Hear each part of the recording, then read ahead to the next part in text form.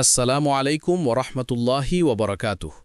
বন্ধুরা, একটা প্রশ্ন করি, আগুন কি কখনো জীবন্ত প্রাণীর মতো আচরণ করতে পারে? আগুন কি জানে কখন থামতে হবে আর কখন চলতে হবে?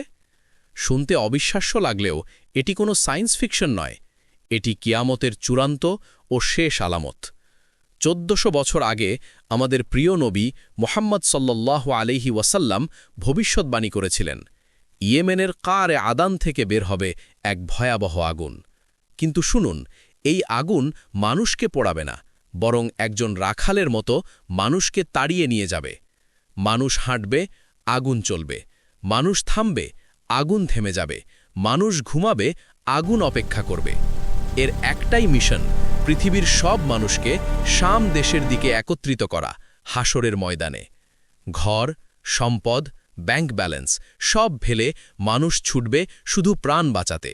আর যখন সবাই একত্রিত হবে, তখনও ফু দেওয়া হবে সিংগায়, শুরু হবে কিয়ামত। বন্ধুরা, সেই আগুন আসার আগেই তওবার দরজা এখনও খোলা। আজই আল্লাহর দিকে ফিরে আসুন।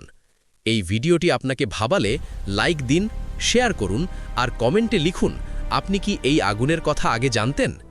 ইসলামের এমন আরও ভয়ঙ্কর বাস্তবতা জানতে চ্যানেলটি ফলো সাবস্ক্রাইব করতে ভুলবেন না। আল্লাহ হাফেজ।